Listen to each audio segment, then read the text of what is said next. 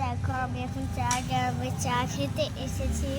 তো আমি এখন একটু দোল খেয়ে নিচ্ছি। তো বন্ধুরা, তোমাদের সঙ্গে আমি একটু মজা করলাম। আমি চা খাইনি, আমি হলো রোল খেয়েছিলাম।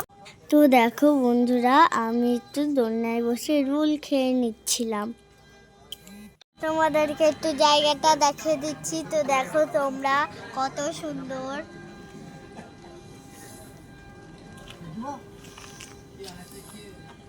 বাবা দাঁড়িয়ে আছে। এই দেখো আমি দোলে।